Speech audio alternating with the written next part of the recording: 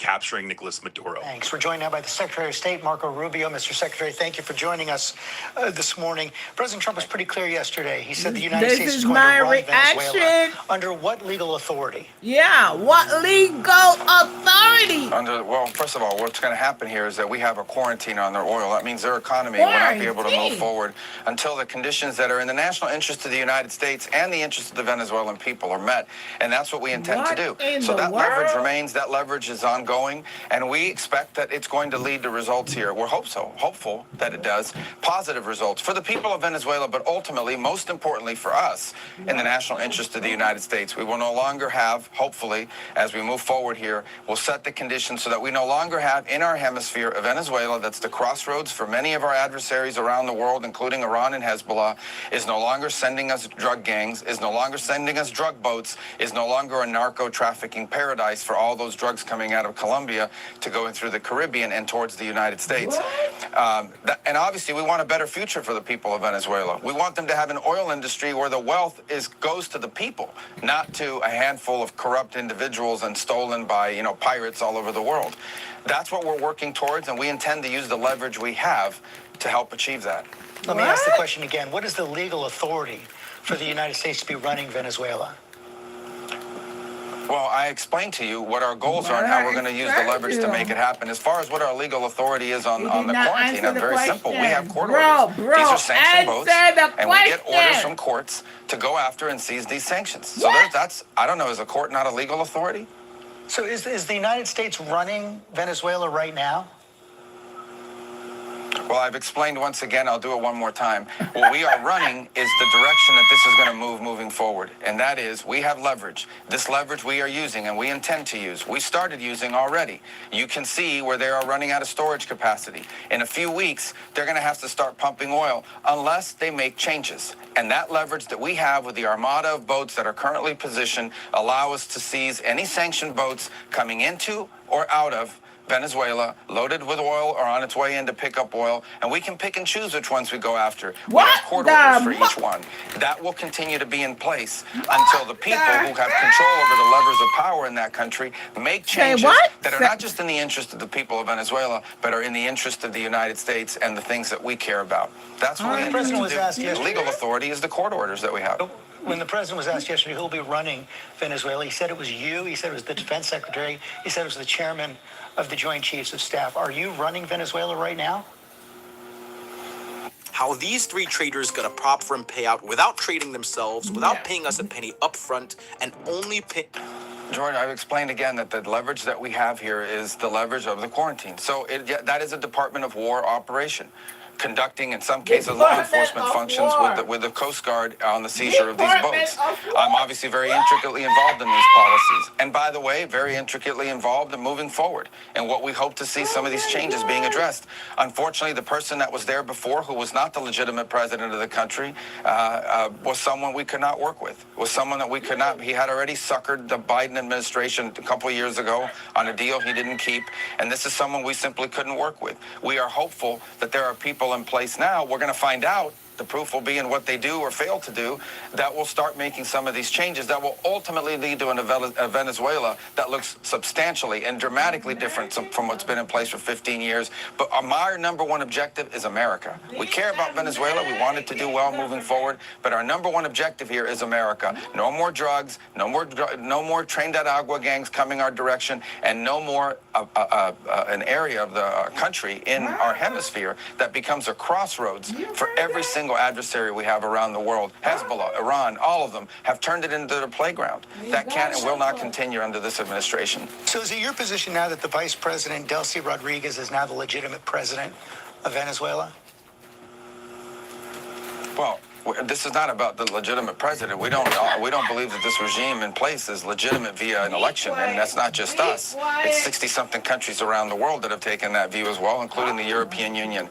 But we understand that there are people in Venezuela today who are the ones that can actually make changes. So, for example, when we want to send in the migrant flights, even though we never recognized the Maduro regime as legitimate, we had to deal with the authorities that controlled the airport. We had to deal with the people who had guns and the people who had control of the airports. We had to deal with with them to achieve these objectives. That's different from recognizing their legitimacy. Ultimately, legitimacy for their system of government will come about through a period of transition and real elections, which they have not had. And by the way, it's the reason why Maduro is not just an indicted drug trafficker. He's illegitimate president. He was not the head of state. And I continue to see these media reports referring to him as President Maduro and the head of state. He was not the head of state. He was not the head. And it's not just us saying it. The Biden administration said it. And so did 60-something countries around the world hold that position. The president said that you spoke with the Vice President Rodriguez and that you promised to do whatever the United States needs. But in her televised statement, she was pretty defiant, saying that Maduro is still president and that the Venezuelan people will no longer be slaves or the colony of an empire. That's a quote.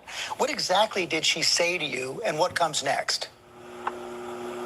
Well, we're not going to judge moving forward based simply on what's said in press conferences. We want to see action here at the end of the day. Rhetoric is one thing. You see rhetoric for a lot of different reasons. There's a lot of different reasons why people go on TV and say certain things in these countries, especially 15 hours or 12 hours after the person who used to be in charge of the regime is now in handcuffs and on his way to New York. So what I will say is moving forward, it's very simple. We're not going to be reactive here to statements at press conferences or what people say in a certain interview or what some media post somewhere. What we are going to react to is very simple. What do you do? Not what you're saying publicly. What happens? What happens next? Do the drugs stop coming? Are the changes made? Is Iran expelled? Is Hezbollah no longer able and Iran no longer able to operate against our interests from Venezuela?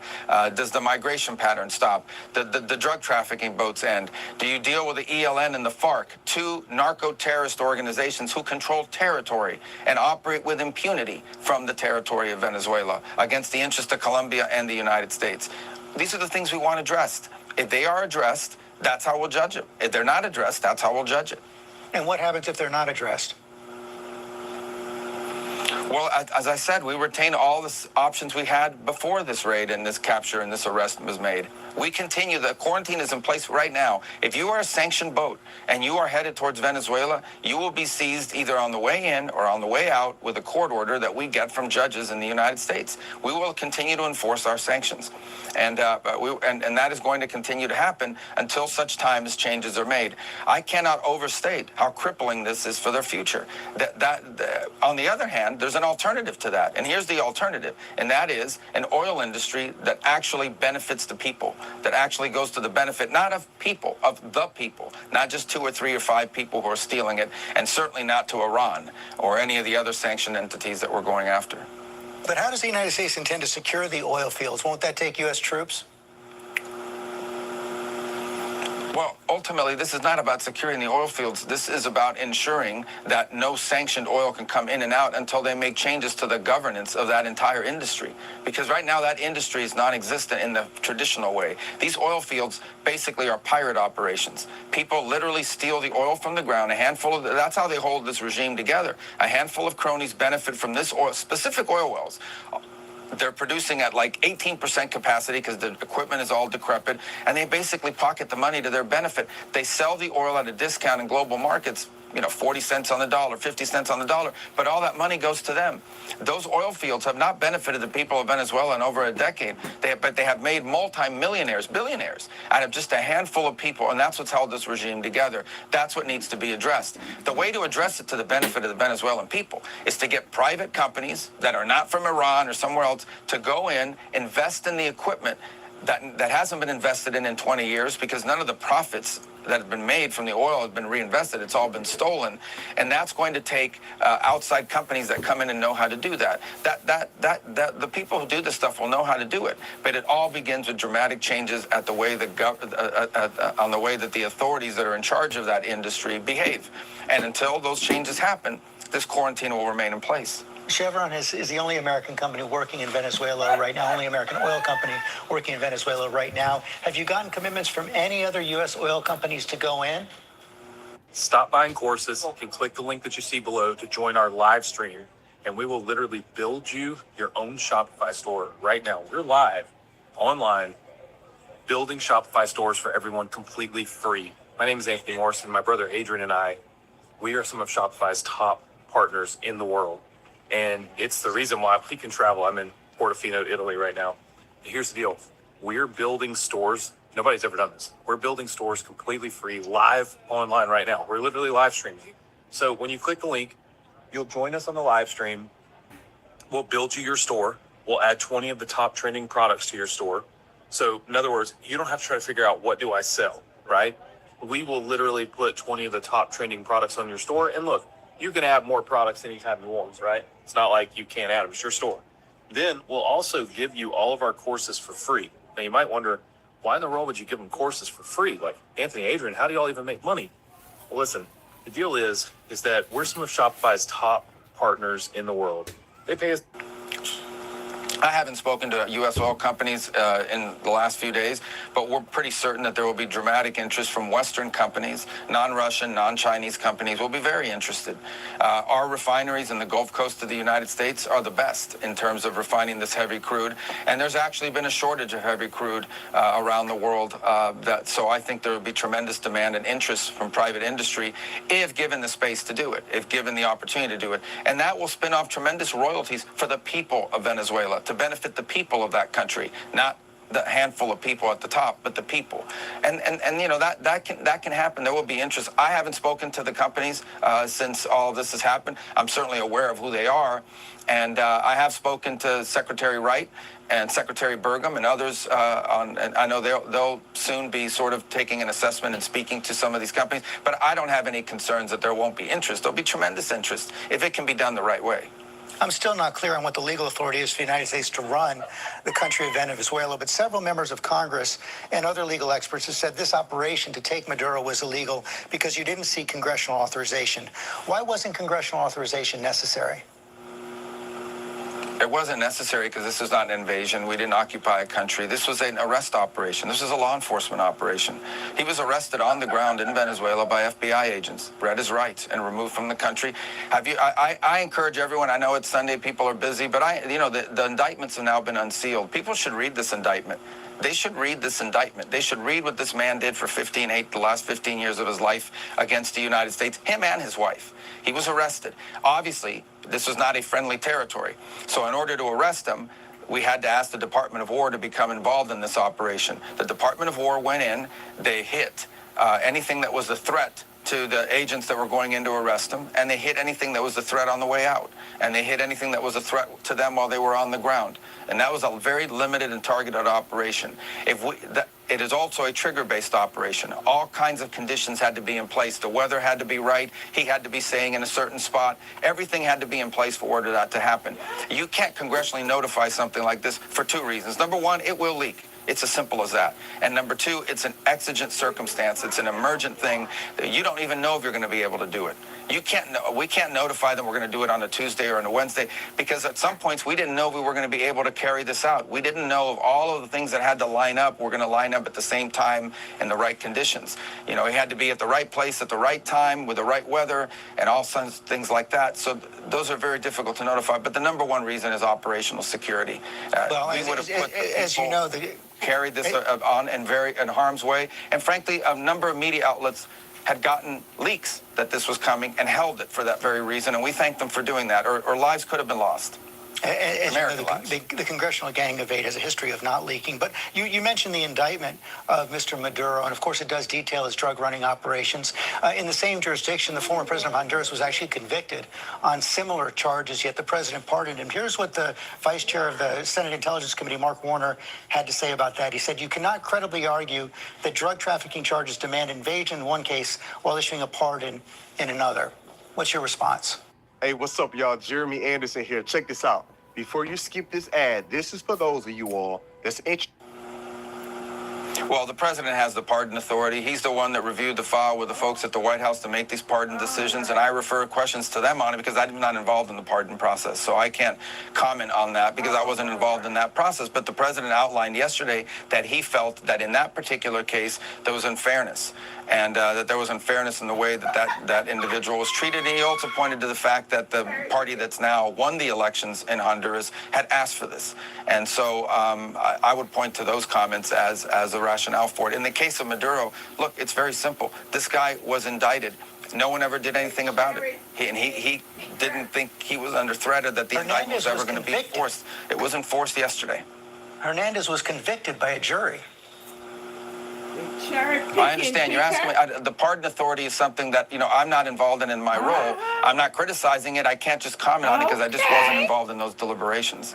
Do you support it?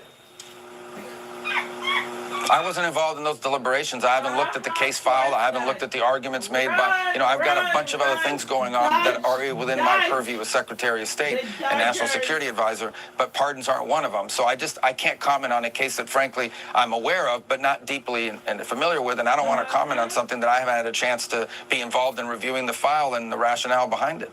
Mr. Secretary, thanks for your time this morning. Of course, Marco Rubio ends that interview by saying that he doesn't know about the pardoning of the convicted former Honduran president, so he's not going to talk about it. That's the same cowardice and pathetic excuses that people like Mike Johnson, the Speaker of the House, give when reporters ask them about Trump's lies and his corruption. You know what I mean? They just say, well, I don't know about it, so I'm not going to talk about it. I don't know. What a pathetic abdication of his responsibility. Now, did you hear there a justification at all as to what legal authority they had? A bunch of malarkey. No, because they didn't have the legal authority. They didn't have the legal authority to act in the United States. They don't have the legal authority to capture Nicolas Maduro on the international community. And that raises a number of problems because you see people out there like Vladimir Putin and Xi Jinping who desperately want to go into, say, Ukraine and take Zelensky, or Taiwan and take the Taiwanese president. So, again, the move here from Donald Trump raises a whole lot of concerns and issues for the United States moving forward. And, of course, when pressed by reporters and journalists, they can't explain or justify the legal authority or what's going to happen next. I mean, there was a point there where Marco Rubio was saying that oil companies are going to go in and make sure that the Venezuelan people are taken care of. Oil companies. That's who Marco Rubio and Donald Trump wants the American people to trust in returning the wealth and resources of Venezuelans' oil to the Venezuelan people. And did he have any explanation as to how they're going to do that or how they're going to ensure that that's going to take place? Zilch. Of course not.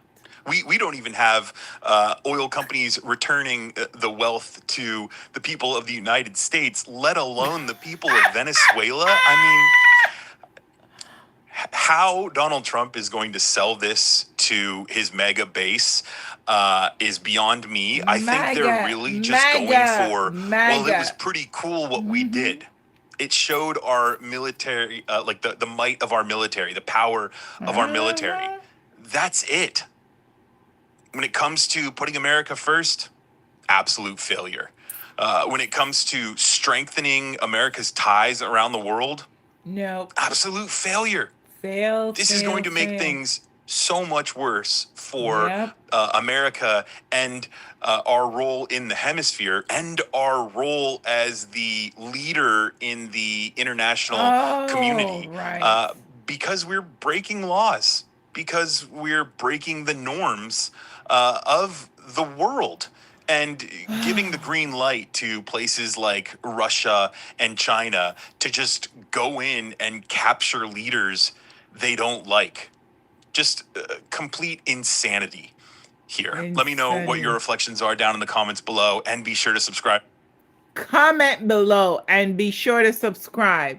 This is my reaction, guys. Oh my gosh. Oh Lord, help us. May the good Lord above have mercy upon us.